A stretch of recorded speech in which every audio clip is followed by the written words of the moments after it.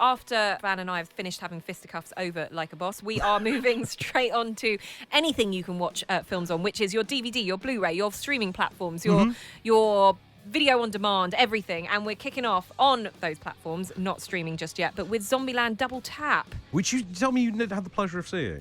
No. It's not the great sequel you would hope, but it's perfectly fine. I haven't seen Zombieland. You've never seen... Oh, Zombieland's great. Yeah, Zombieland's I've heard. Yeah. But you know when you like miss the boat and then you're like, I so should watch that, and then I haven't got around to it. You will never hear For Whom the Bell Tolls by Metallica in the same way ever again. Because I've never heard it before. What? Oh, jeez. I don't even know where to begin. Don't forget that yours and my movie tastes are very different. Well, yeah, I know, but we're relatively... Apart from the 90s and the 80s. We're of the same age. You never heard For Whom the Bell Tolls by Metallica? Don't listen to that kind of music. It's iconic. Okay, never mind. Okay, so Zombieland Double Tap, sequel to Zombieland from 2009. Yep. This, of course, arrives a decade later. You can argue it missed the boat.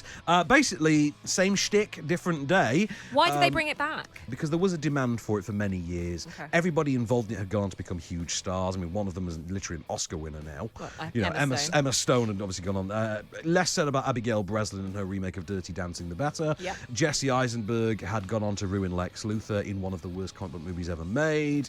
And then Woody Harrelson had been awesome for a decade. So, it was hard to get them all back at the same time. Now they're in the White House. They're in the abandoned White House, living it up. Little Rock, played by Abigail breslin, goes off on the run with the, hunky dreamboat guy she meets. And the rest of them have to go off and find her. And along the way, they pick up Zoe Deutsch, who they briefly mistake for being a zombie. I kept trying to tell you it was only an allergic reaction, but you thought I was trying to bite you. Yeah, well... Not that you might have last time. Thank you for shooting over my head. I was really just trying to scare you off. You're not gonna get rid of me that easy. Oh, no. There I was, hiding in the woods. When I thought, I used to live in a freezer, so why not a freezer on wheels? Can't argue that logic. I really miss this. Was that sarcasm? Was it? Yes, she's bimbo-headed and annoying. That's the crack. That's the gag. Fine. But I say it's not as good as the first movie, basically because it has nothing particularly fresh or original to add to the mythos. You could have pieced this together from the first movie. Okay. There's nothing new added to it. And this is perfect now that it's available, at home. I think to be honest, I think it'll play better on the telly than it will as a theatrical experience. Okay. So maybe it'll find a new audience. Yeah, I mean, the first Zombieland was a beer and pizza movie. Yeah. I say that as someone who saw it theatrically. Yeah. One thing we have got on DVD, and this isn't even a film, this is a documentary series. This was one of our sponsors last year. Okay. When we first started working together, this was one of our sponsors. This was CNN's documentary collaboration with HBO. It's The Movies, which is a 6-part series. Each episode chronicles a different era in movies. So you've got... I think I've seen this. You will have seen bits of it, I think. White background, lots of characters on. So I think it starts with the 80s, goes through the 90s, the early noughties, the superhero tentpole movement, New Hollywood, and the rise of the sort of New Hollywood auteur and the back of Easy Rider and things like that. Nice. The 70s, which of course takes very specific ones. I'll tell you what, I've got a sample for you from the 80s. You're under arrest.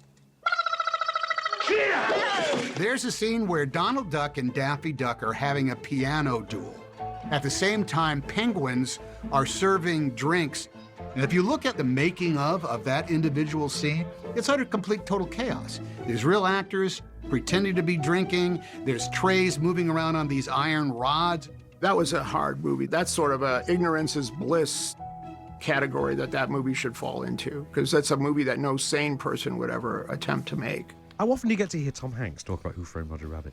I know, right? That's amazing. And obviously my favourite film genre, time frame anyway. So of course, because that's our childhood, really, isn't it? Particularly mid to late 80s, I would say. Yeah, I tell you what, live action and CGI is nothing in comparison to Roger Rabbit. No, it's not. Not at all. So what else we got? Official Secrets. Yeah, you must have seen this. I liked Official Secrets, but what I didn't like... what I liked about it, so it's the story of essentially someone who works for, is it GCHQ? GCHQ, yes. Yeah, and she's a whistleblower, essentially. So this woman who feels compelled to tell what she's found. She's Keira Knightley in this one? She's Keira Knightley, and this is what I was getting onto, is that actually Kira's good in this, and I'm not a massive fan of Keira Knightley's work, but she's all right in this because she's playing herself.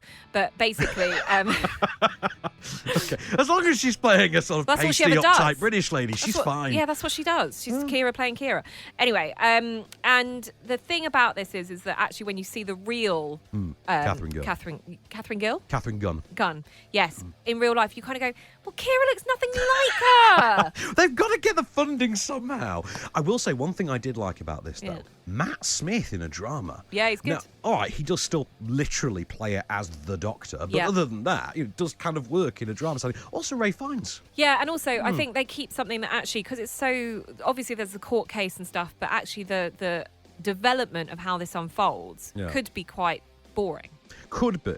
But they've managed to lift it. Shall I give you a quick Yeah, listen? go on then. With respect, Mrs. Gunn, you're a spy. Yes. You gather information from people's phones and computers, and you feed that to your clients. Yes. You eavesdrop on private conversation. Yes. And now you're upset at being asked to do that to members of the Security Council. Detective, I don't object to being asked to collect information that could help prevent a terror attack. What I object to is being asked to gather intelligence to help fix a vote at the UN and deceive the world into going to war. Keira Knightley folding under pressure. The gun doesn't With a go pout. off, so we should say. Yeah. With a pout. Of course. Oh, she just doesn't work for me as an Really? actress. I like her. Are you joking? No, I like her. I met her once. She was lovely. Oh, yeah. But that aside, her work. No, her work. I like her work. Really? Yes. No. Really? Well, she doesn't push herself. Okay, she's got the worst role in Love Actually, but other than that, we can't really hold it against Again, it. pouting. She is in like 3 terrible Pirates of the Caribbean sequels, and Again, yes, I am pouting. including the last one, her weird cameo. Oh, yeah. That was weird. I said about that. That should have been a lot of money paid to her for that. Anyway, so look, Official Secrets is an interesting story. It will make you want to find out more about it when you go off, and when you actually find out who Catherine Gunn is, you'll kind of agree with me. I will say that as well. I was fascinated because I didn't remember how the story ended in reality. Yeah. And it's interesting when you see it actually laid out.